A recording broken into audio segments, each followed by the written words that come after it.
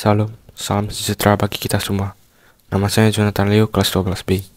Sekarang kita akan memasuki topik pembelajaran pembawa damai sejahtera. A. Inisiator perdamaian. Berarti sebagai pembawa damai sejahtera, artinya menjadi inisiator bagi hadirnya damai sejahtera dimanapun berada.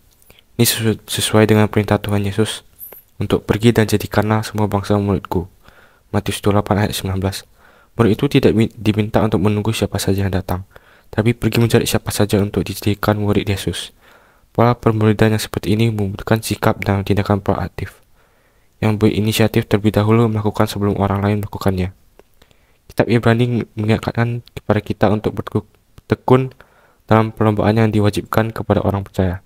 Tuhan Yesus dalam khotbah di bukit mengajarkan, hendaklah terangmu bercahaya di depan orang, supaya melihat perbuatanmu yang baik dan memuliakan nama Bapa yang di surga. Matius 5 ayat 16. Bahwa menjadi murid Kristus tidak dapat menyembunyikan segala sesuatu yang benar, melainkan memperlihatkannya agar semua orang memuliakan Bapa di surga. Sikap proaktif seorang murid yang membuat damai sejahtera dapat diwujudkan dengan cara menunjukkan kasih Kristusnya setiap saat dalam situasi apapun, agar orang lain dapat turut merasakannya. Belajar dari Hudson Taylor. Hudson Taylor, misionaris yang memenangkan suatu bangsa melalui doa. Hudson Taylor merupakan seorang misionaris yang mendedikasikan dirinya untuk menangkan bangsa Cina kepada Allah.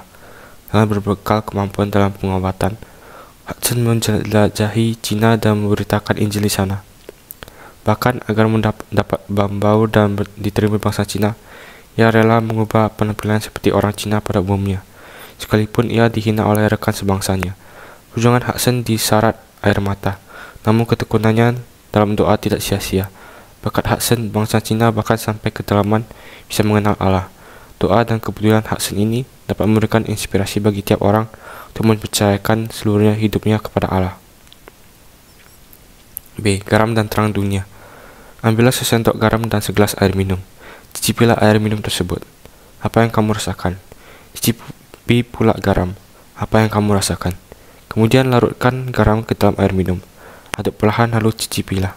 Apa yang kamu rasakan? Perhatikan, garam itu larut seperti kristal yang menyatu dengan air. Apakah warnanya berubah?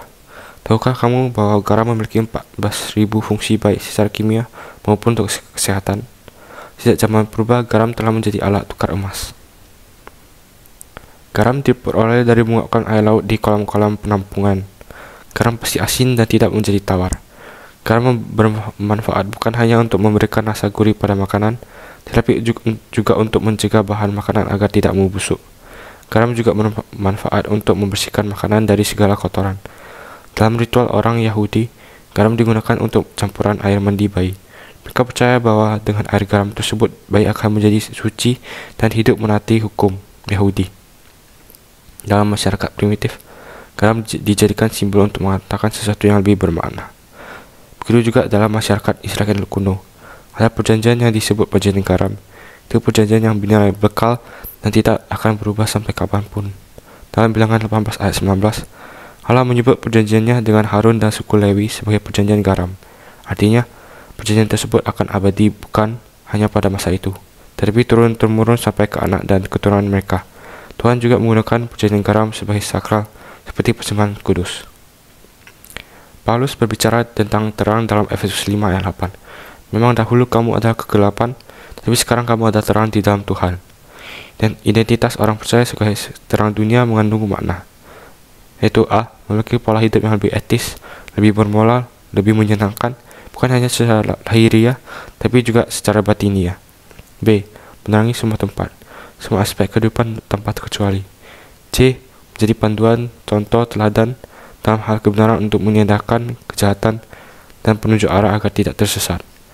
Tuhan Yesus mengingatkan, demikianlah hendak terangmu bercahaya di depan orang, supaya mereka melihat perbuatanmu yang baik dan memuliakan Bapakmu yang di surga.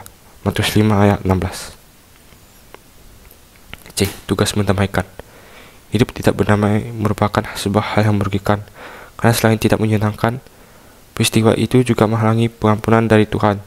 Sebab itu janganlah menyimpan rasa sakit hati, tapi mengampunilah bersama. Satu contoh dari orang yang berdamai yaitu Musa. Pada saat ia memimpin bangsa Israel, melalui Musa juga bertanggung jawab untuk mendamaikan orang-orang. Maka ia juga belajar untuk berdamai dengan dirinya sendiri dan juga Tuhan, melalui anak tunggalnya dengan pertolongan Roh Kudus. Berdamai dengan orang lain memerlukan hati yang lapang dada dan juga merupakan tugas bersama. Jadi marilah kita mendamaikan sama-sama. D. Kesimpulan. Indikator perdamaian merupakan faktor yang esensial untuk mendapatkan damai sesama. Dan sikap damai itu sangat berharga dalam pola permuridan yang diperintahkan oleh Tuhan. Dan juga Tuhan mengajarkan kita bahwa kita tidak bisa menyembunyikan semuanya yang benar. Melihatnya dari sisi di mana semua orang memuliakan Bapa yang di surga. Untuk garam dan terang dunia, yaitu adalah Tuhan menguji kita untuk menjadi garam dan terang dunia yang bisa dicurahkan dari kesucian hati. Kemudian kita harus hidup bersama dengan ketulusan agar memberi pengaruh baik untuk orang lain dan memberikan sikap adil, seperti tidak memilih-milih teman. Demikian materi pembicaraan kita. Tuhan Yesus berkati. Salam.